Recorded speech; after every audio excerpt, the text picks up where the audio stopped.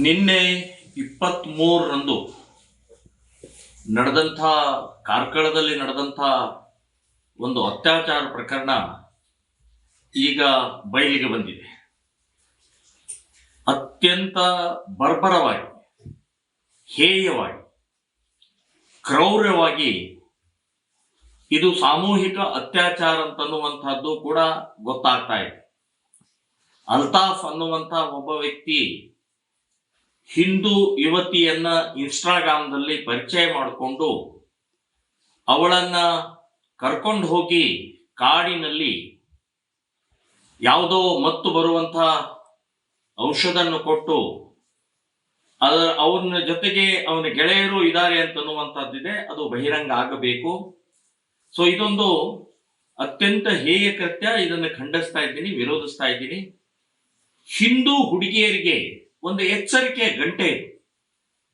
ಕಳೆದ 25 ವರ್ಷದಿಂದ ನಾವು ಹೇಳ್ತಾ ಇದ್ದೀವಿ, ಯಾರನ್ನ ಪ್ರೀತಿ ಮಾಡಬೇಕು, ಯಾರವರು ಅಂತನ್ನೋದು ಯೋಚನೆ ಮಾಡಿ ಇಲ್ಲಿವರೆಗೆ ಆದಂತ ಘಟನೆಗಳು ನಿಮ್ ಇನ್ನೂ ಕಣ್ಣು ತೆರೆಸ್ತಾ ಇಲ್ಲ ಅಂತಂದ್ರೆ ಏನ್ ಹೇಳೋದು ಇದಕ್ಕೆ?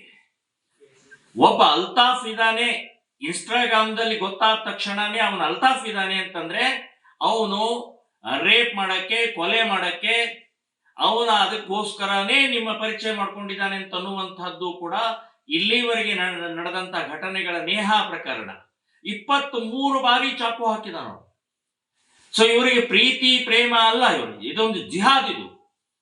ಸೊ ಹಿಂದೂ ಹೆಣ್ಣು ಮಕ್ಕಳನ್ನ ವ್ಯವಸ್ಥಿತವಾಗಿ ಪ್ರೀತಿ ಪ್ರೇಮದ ಹೆಸರಿನಲ್ಲಿ ಸಿಕ್ಕಾಕ್ಸಿ ಮತಾಂತರ ಮಾಡುವಂತಹದ್ದು, ಮಕ್ಕಳನ್ನು ಹಿಡಿಯುವಂತಹದ್ದು, ಕೊಲೆ ಮಾಡುವಂತಹದ್ದು, ಭಯೋತ್ಪಾದನೆಗೆ ಉಪಯೋಗಿಸುವಂತಹದ್ದು, ಇದು ಇಸ್ಲಾಮಿನ ಕೃತ್ಯ ಅಂತನ್ನುವಂಥದ್ದು ಹೊರಗೆ ಬಂದಿದೆ, ಬಹಿರಂಗ ಆಗಿದೆ, ಕೋರ್ಟ್ಗೆ ಹೋಗಿದೆ, ಸುಪ್ರೀಂ ಕೋರ್ಟ್ ಹೇಳಿದೆ.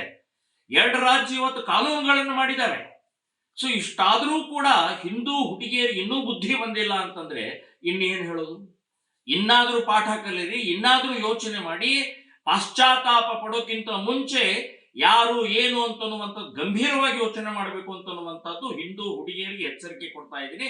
ಇನ್ನು 2ನೇದು, ಇಸ್ಲಾಂ ಇವತ್ತು ಈ ರೀತಿಯ ಪ್ರಕ್ರಿಯೆ ಮಾಡ್ತಾ ಇರುವಂತಹದ್ದಕ್ಕೆ ನಾನು ಧಿಕ್ಕಾರ ಹೇಳ್ತಾ ಇದ್ದೀನಿ. ಸೊ ಇದನ್ನ ತಡಿಬೇಕು.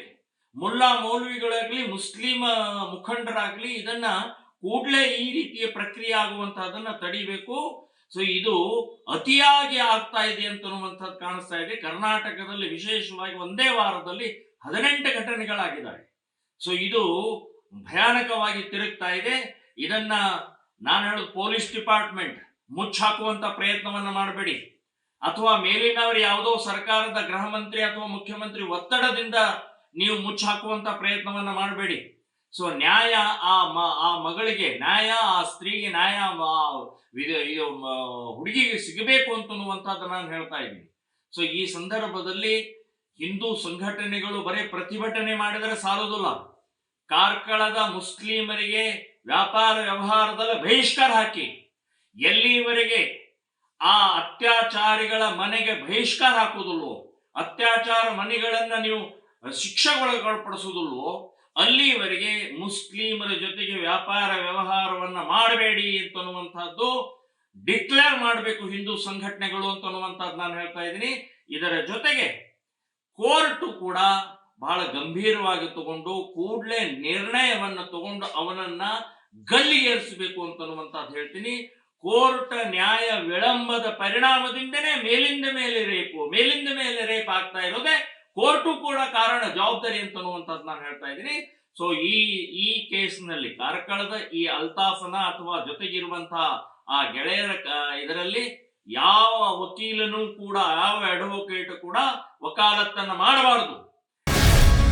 ಗ್ಯಾರಂಟಿ ನ್ಯೂಸ್, ಸುದ್ದಿ ಖಚಿತ, ನ್ಯಾಯ ನಿಶ್ಚಿತ.